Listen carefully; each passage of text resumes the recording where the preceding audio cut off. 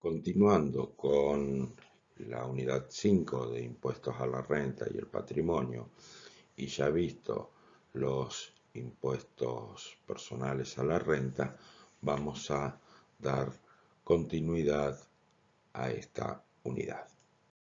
En este caso, vamos a trabajar sobre impuesto a la renta de las sociedades de capital.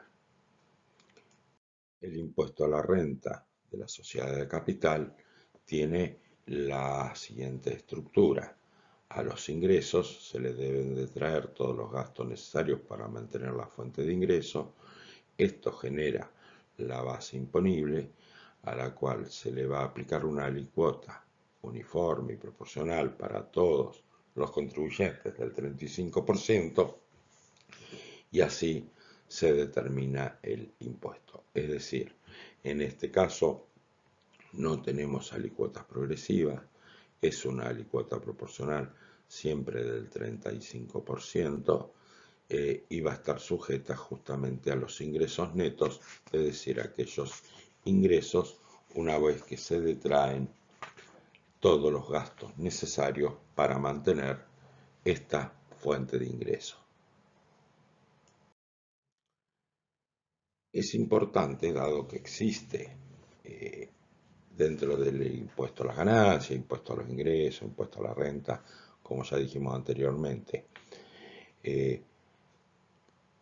una parte de estos ingresos, de estos impuestos, que son gravados sobre las personas, y a su vez también existen este impuesto sobre las sociedades, y teniendo en cuenta que las sociedades en realidad son propiedad de las mismas personas que están pagando como persona física, o como dice la actual legislación, persona humana, están pagando ya impuestos en concepto de ganancias o de ingresos, se plantea que se estaría cobrando dos veces el mismo impuesto. Es decir, por un lado se le cobra a la sociedad el impuesto, y luego esta sociedad distribuye entre los propietarios, forman parte de los ingresos de los propietarios, y a los propietarios se le vuelve a cobrar el impuesto. Si uno tratara a la sociedad como una persona totalmente diferente a los socios que la conforman, uno aplicaría lo que se conoce como criterio de separación total. Estamos separando las personas físicas de las jurídicas como sujetos totalmente diferentes, y ambos sujetos pasivos del impuesto. Si esto sucediera, podría existir doble imposición. Ahora bien, podemos discutir con respecto a ver si existe o no doble imposición. En primer lugar, uno tiene que tener en cuenta que no todos los socios tienen las mismas características, no todos los socios de una sociedad tienen la misma característica. Es decir, existen socios que van a ser propietarios de acciones, pero que en realidad han adquirido esas acciones de alguna manera como una inversión, en el sentido de que se van a dedicar a la compra y venta de las acciones, y por lo tanto van a tener la finalidad que tienen esos accionistas, tiene que ver más que ver con el correlato que puede tener el aumento o la caída de las acciones en la bolsa, que el producto mismo de la actividad. Obviamente la actividad empresarial va a ser uno de los elementos que puede generar mejoras en la bolsa, pero en realidad cuando realizan este tipo de compra o venta de acciones, el fin último que tienen estos tipos de accionistas es hacer estas inversiones para que a partir del aumento del valor de la acción, esto genere su propia ganancia. Es decir, que en realidad, como no hay una actividad empresarial real por parte de estos accionistas y lo que hay es algún tipo de especulación financiera, si uno quiere, a partir de este tipo de compra y venta de acciones, uno podría plantearse que en ese caso de ninguna manera hay doble imposición. No existe en ese sentido. Con lo cual nos quedaría para analizar solamente aquel accionista empresario, aquel accionista que realmente su actividad laboral o la que genera ingresos es la producida por la empresa. Y en este caso también es discutible si existe doble imposición. Nosotros recién vimos la estructura del impuesto a las sociedades y vimos que este impuesto en realidad va a partir de los ingresos que se tienen más los gastos necesarios para poder mantener la fuente de ingresos, y eso es lo que va a generar la base imponible del impuesto.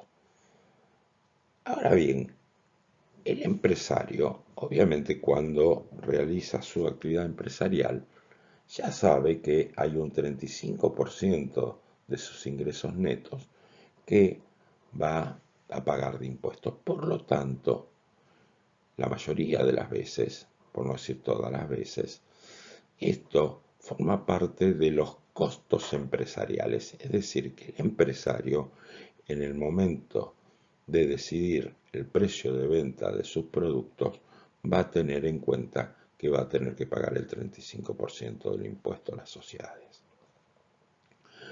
Por lo tanto, va a trasladar este impuesto, y si traslada el impuesto que ya está incorporado en los precios, entonces uno debería plantearse que en realidad no existe doble imposición. Obviamente esto es todo un área de debate permanente y hay posturas que abonan este criterio de que se traslada el impuesto y por lo tanto no hay doble imposición, pero también existen las posturas en las cuales se plantea que puede existir doble imposición. Volviendo un poquito atrás con esto de que puede trasladar a los precios y que de hecho por lo menos una parte seguramente se traslada a los precios, también es importante entonces aclarar que el impuesto a las ganancias de las sociedades no tiene las mismas virtudes de progresividad que tiene el impuesto a las ganancias de las personas. ¿Por qué?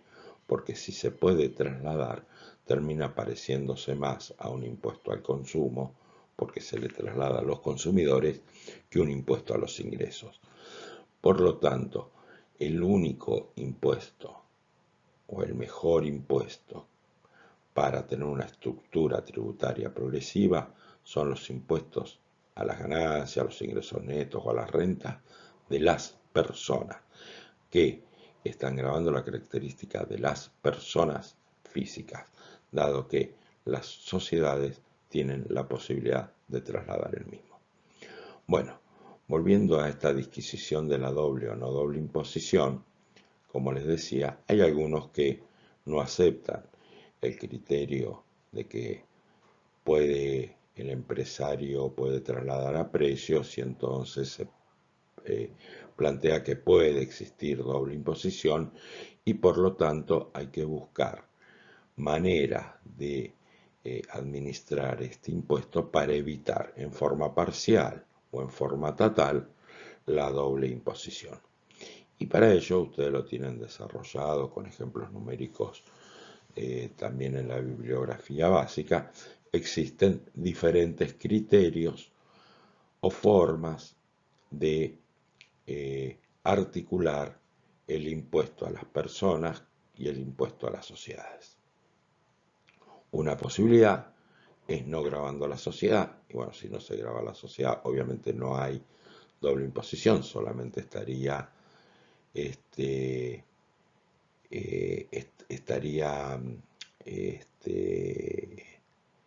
pagando el impuesto directamente la persona física, obviamente incluyendo el producto de las ganancias de dicha sociedad y que fueron distribuidas a él.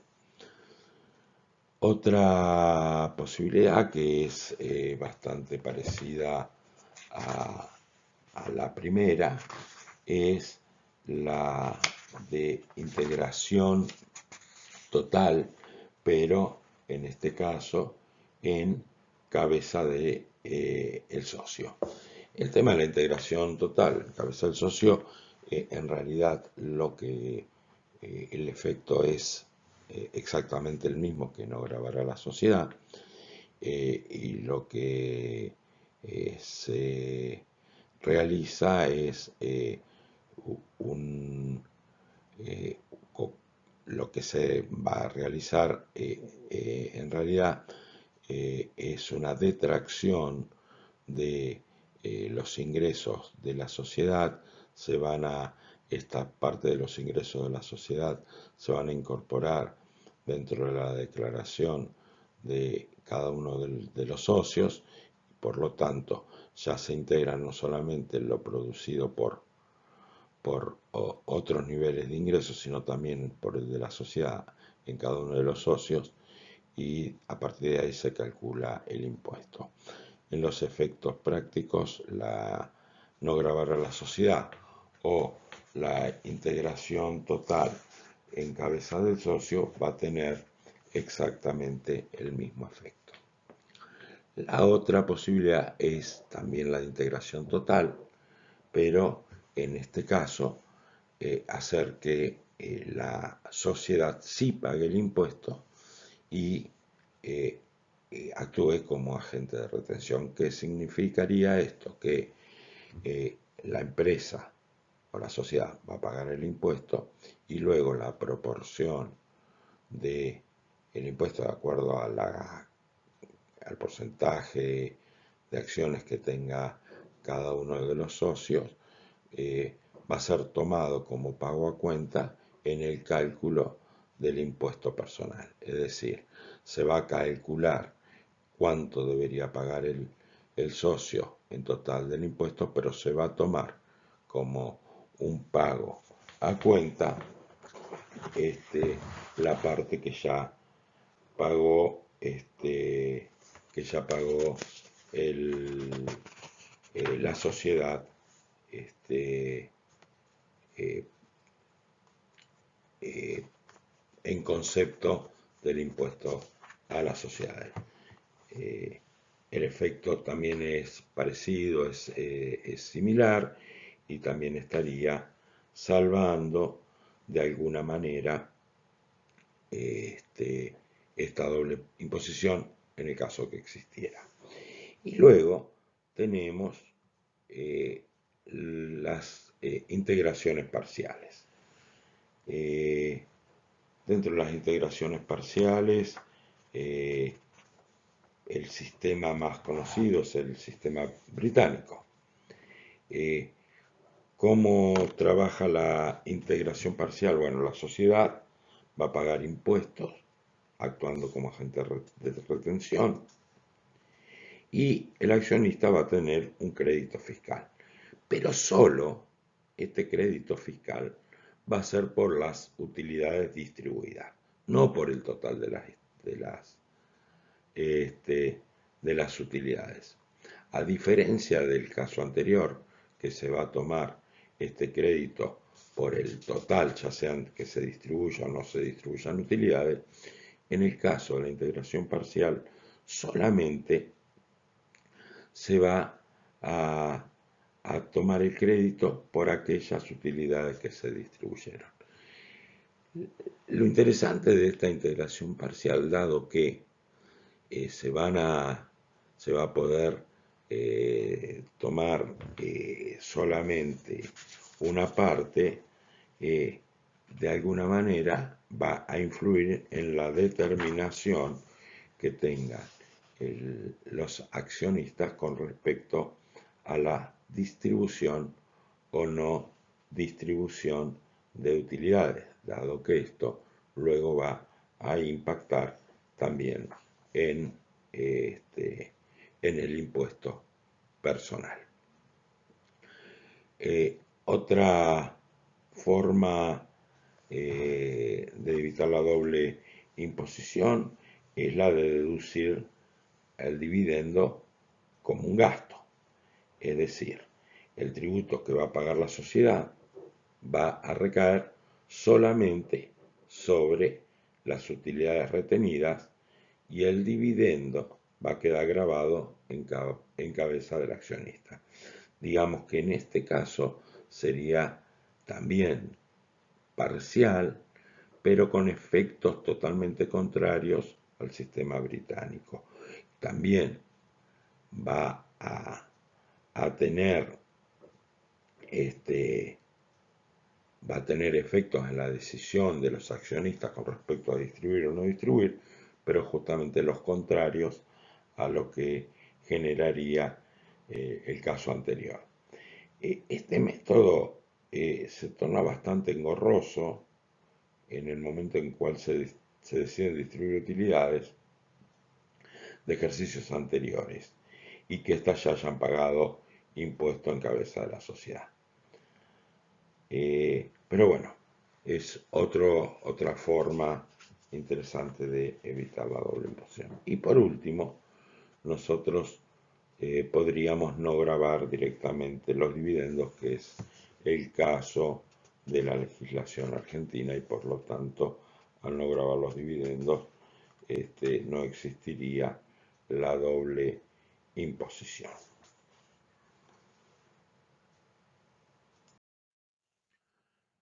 También este impuesto, como el impuesto a las ganancias de la persona, va a tener algún tipo de efectos económicos.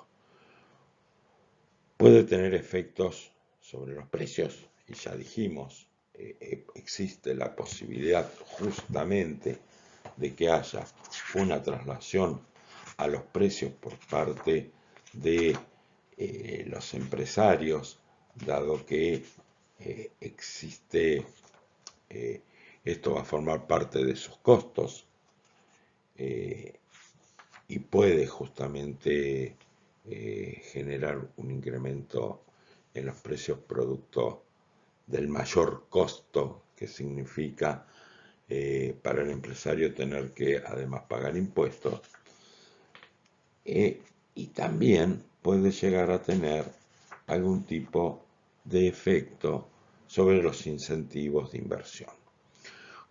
Y para ello existen algunos mecanismos que morigeran estos efectos negativos sobre los incentivos a la inversión. A ver,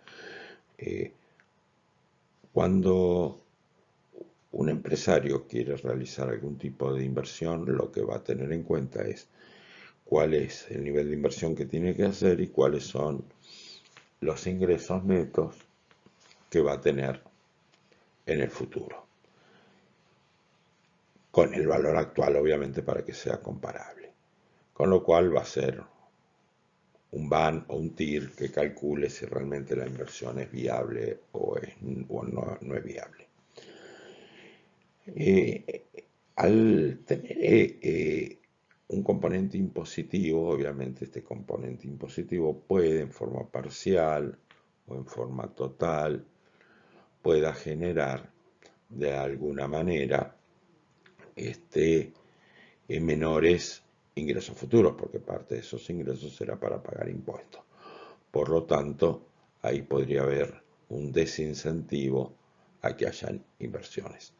Sin embargo, hay algunas herramientas que se pueden utilizar para que justamente estos BAN o TIR que se calculen sean más beneficiosos y le permitan a aquel que quiera hacer una inversión poder hacer un análisis más ventajoso para hacerla.